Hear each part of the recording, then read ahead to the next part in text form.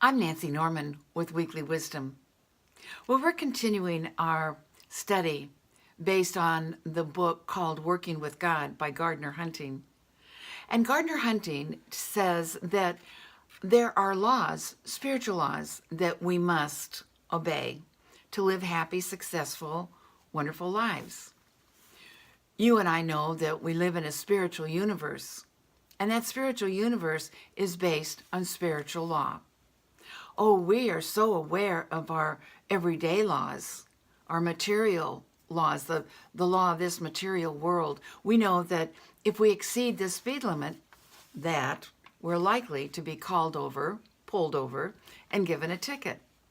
Or if we decide to not obey the sign that says do not enter one-way street, and we enter that one-way street, that we're looking at what could be a disaster.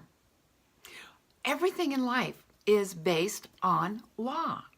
We see there are baking laws, cooking laws. We call them recipes.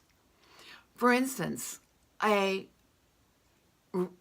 law or recipe for a successful cake, we follow exactly what it says, and we will have a beautiful, beautiful cake. However, if we decide it says add 1 cup of sugar, and we decide, I think I'll add 2, we know that we've broken the law, the material law of baking, and we will turn out with not such a good cake. It'll be too sweet, and we won't be able to eat it. Or what about a perfect recipe or law of macaroni and cheese? We whip it all together, and at the bottom of this list of laws that we put everything together in right and perfect way, it says put into a 350 oven for 45 minutes. And we decide, I think I'm going to do 2 hours. We know we're going to have a charred mess, and it's not going to turn out because we didn't follow the law of baking macaroni and cheese. Well, you know what? The same thing is true for us. Every single day, we follow a number of material laws. And those material laws keep us safe, keep us happy, and keep our life in order. But all too often, we forget that we live in a spiritual universe based on spiritual law. Most people think that life is a struggle. It's not fun. It's a battle. But I want to tell you that it's not. It's a game. Florence Scovel Shinn says that the life isn't a battle, life is a game. And it cannot be played successfully without the knowledge of spiritual law. So, in Gardner Hunting's book, Working with God, in his very first chapter, he talks about the law of giving and receiving. He says, you can't get something for nothing. You must give. And as you give, the law says, as you give, you receive. And you receive an increase. That's the part I like. As I give, I receive. With an open heart, with an open mind. And as I give, I receive. And I receive. There's always an increase. He states that everything always works under law.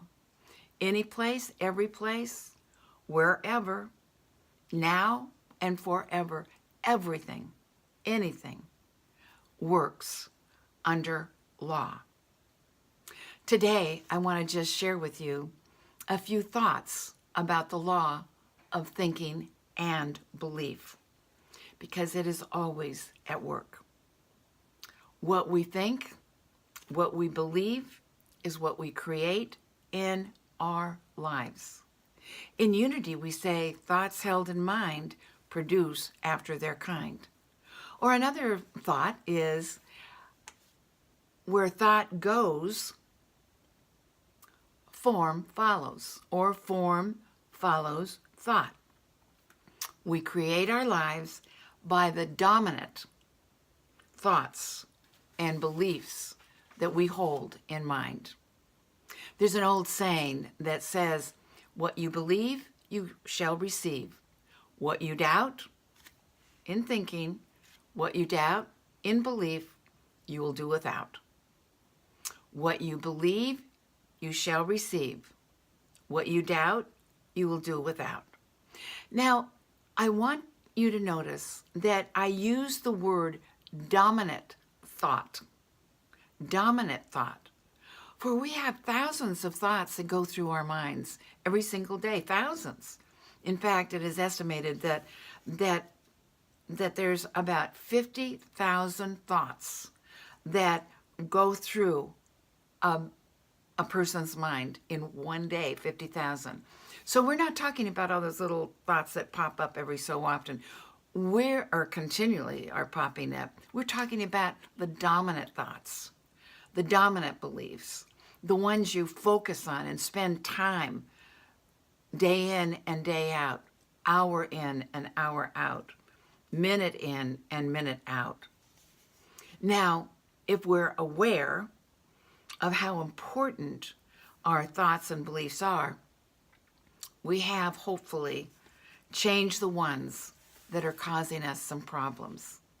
Because we create our life by the thoughts we hold in mind.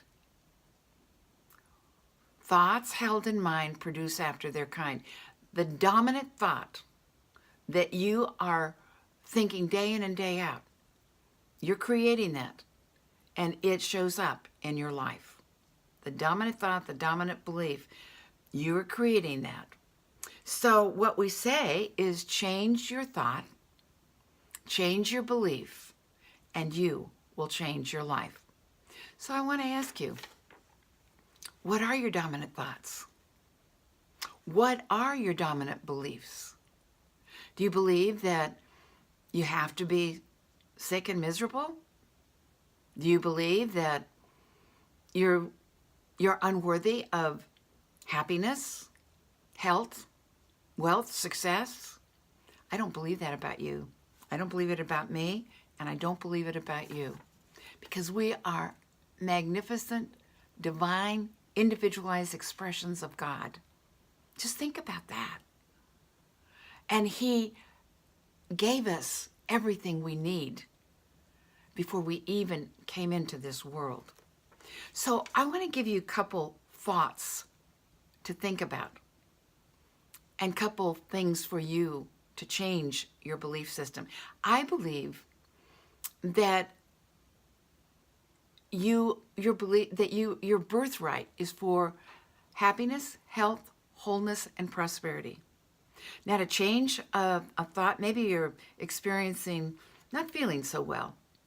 I invite you to hold on to this thought and make it daily, make it moment by moment, hour by hour.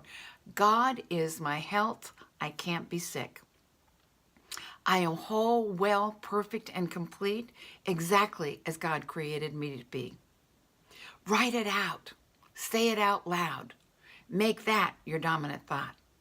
Or let's say you're not feeling comfortable with your finances. Prosperity and opulence is your birthright. I believe that. So change your thought, change your belief, and say, I came into this world financed by God. I am an irresistible magnet for all that belongs to me by divine right. Change your thought, change your belief, and you change your world. God bless you.